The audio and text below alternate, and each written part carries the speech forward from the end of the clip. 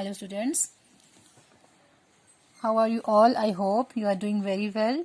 So as you all know that I am going to conduct a class test of chapter 2 nutrition in animals. So regarding this I am going to revise some important topic of this chapter. So first of all, today we will revise the steps involved in animal nutrition. So before starting, we know that we will discuss about the nutrition. So we all know that all organisms, including humans, require food for growth, for repairing damaged parts of their body, and for obtaining energy to carry out life processes. So animal nutrition is the process of taking food by an organism and its digestion, absorption and utilization in the body. And there are that different steps in the process of nutrition. And this includes ingestion, digestion, absorption, assimilation and egestion. First of all, we will discuss the ingestion. Ingestion is the process by which the food is taken inside the body of an organism is called the ingestion. For example, when we put food into our mouth with hands, we are ingesting the food. However, different animals ingest food in different ways and have special organs for this purpose. For what about the amoeba? How does it take its food? You know that it takes its food with the help of pseudopodias, and it make a food vacuoles, and food goes inside the food vacuole where the digestion of the food takes place. Now, what is the difference between the amoeba and the human being? Amoeba is a unicellular organism, whereas the human beings are multicellular organism. And multicellular organisms have well-defined organs, different structure to perform the various functions, whereas a unicellular organism, in all the functions of the body are performed by a single cell. So the second step in this is digestion. Now digestion, the digestion of food started in the mouth. What is digestion? We will discuss it right here now. The food of most animals consists of complex insoluble substances like carbohydrates, fats, vitamins, proteins, and these cannot be absorbed by the animal's body in this form. So the process of breakdown of complex insoluble and insoluble food substances into simple soluble food substances with the help of digestive juices prepared by the body is called the digestion. And the third step is absorption.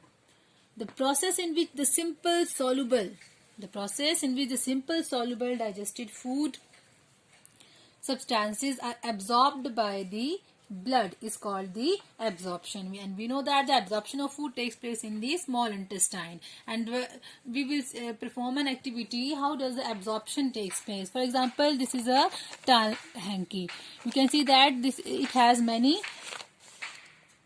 many finger-like projection. These are small loops, and it is the internal structure of the small intestine. It has a small finger-like projection, and you know that the small finger-like projections are called the villi, and these villi increases the surface area for the absorption of the nutrient. Now we will see how does the absorption of the nutrients takes place in this. For example, it is the internal structure of the small intestine, and I am going to pouring this few drops of oil. For example, I am pouring the oil. You can see that it will absorb the. Now we will pour some. I am going to pour some liquid. This is. You can say that it is roux afza, and oil get absorbed easily, but you can see that it will be absorbed very slowly. The rate of absorption is very slow. Different components of the food absorbed at different rates, and villi help to absorb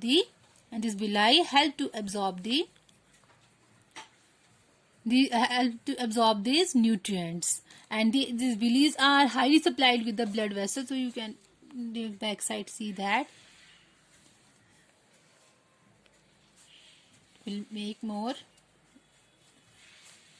In this way, the absorption of the food takes place in the small intestine. After absorption, there is assimilation. What is assimilation? The simple soluble substances absorbed, the simple soluble absorbed food substances are then transported to the different part of the body where they are utilized for growth, energy and repair. And this process is called the assimilation.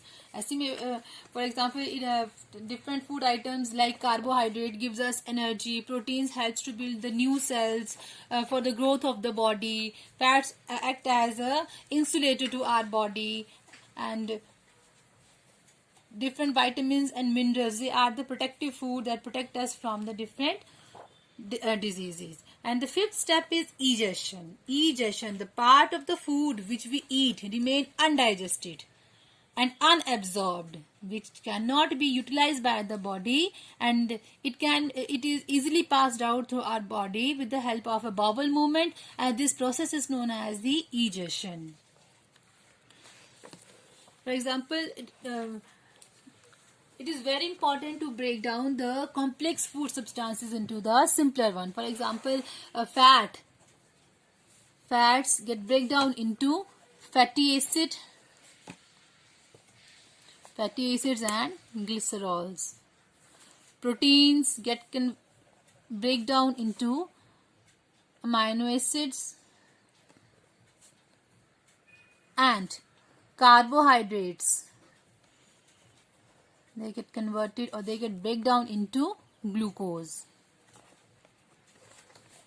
You have generally seen that the common observation, if you have generally observed in your daily life, the patients that are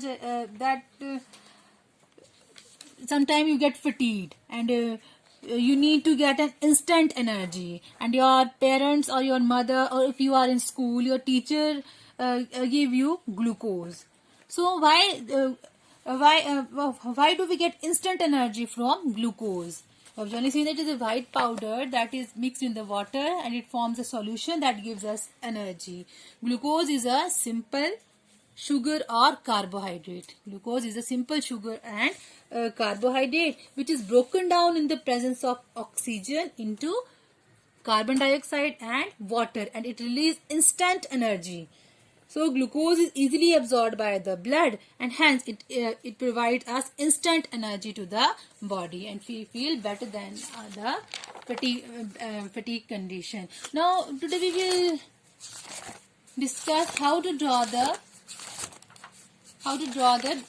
diagram of digestive system. So to draw the diagram of digestive system,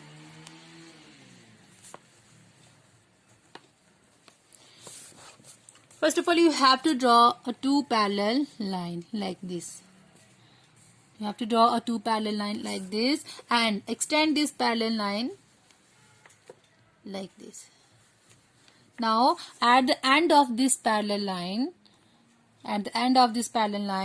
you have to make a big C. And in another end, you have to make smaller C. Now, at this end, you have to jump like a frog. You have to jump 7 times just like a frog. 1, 2, 3, 4, 5, 6. And 8 or 9 times in this way. 1, 2, 3, 4, 5, 6, 7. So in this side, 1, 2, 3, 4, 5, 6. And now back to the frog jump. 1, 2, 3, 4, 5, 6, 7, 8, 9, 10, 12, 13, 14. And at this end you have to make a. Now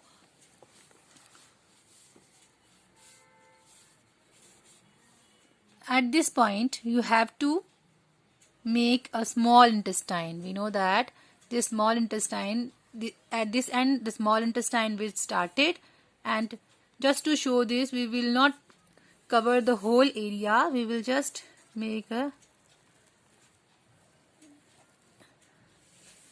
This is the small intestine. just to show that. Otherwise, it is the whole area is covered with the coiled structure, and that is a small intestine. Now these are the parts of digestive system that begins from mouth and ends at anus. Now after that you have to draw the accessory glands that are necessary for digestion. So you know that at this place you have to draw a biggest gland or the largest gland in our body, that is liver. And from this you can show this is the gallbladder, and from this you can also show a duct that is known as a hepatopancreatic duct that carry the bile juice from gallbladder to the bile juice from gallbladder and pancreas from pancreatic juice into the small intestine. And you know that at the lower end of below the stomach there is a creamish leaf-like structure that is known as a pancreas. Now label this. You can also extend it. This mouth. This is esophagus or food pipe. This muscular bag-like structure that is called stomach. This is small intestine, large intestine. This is vermiform appendix.